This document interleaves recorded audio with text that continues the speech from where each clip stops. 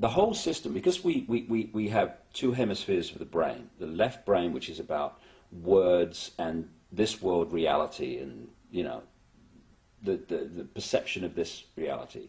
We have the right brain, which is where you get creativity, inspiration, and connection, and then you've got this corpus callosum, which connects the two. First of all, we use a fraction of our brains. Why is that? And the other thing is that what the system does is it turns out left brain prisoners. They run the system. And it does it by putting information through schools and colleges and universities into the left brain, which it then says at time of an exam, give me all that back, and if you tell me what I've told you well enough to believe, then you'll pass the exam and you'll be very successful.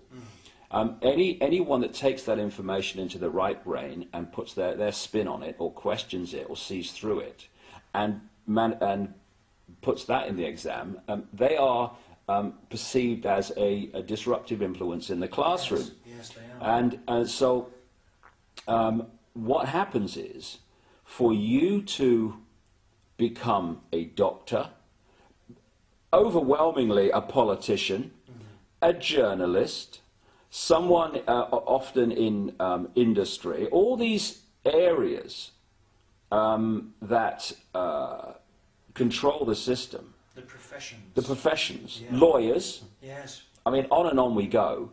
You have to have gone through your young life constantly taking information into your left brain and regurgitating it out on exam papers. To become a teacher, you have to go through that process. Then you go through teacher training college, where you're taught how to do it to others, and then you're let loose on the children. Yes. The whole system is run by left brain prisoners. And if you look at the school system, things like music and art that stimulate this side of the brain, the uniqueness, they are constantly cut back in favor of left brain curriculums. And this is systematic. I have to get this over to people.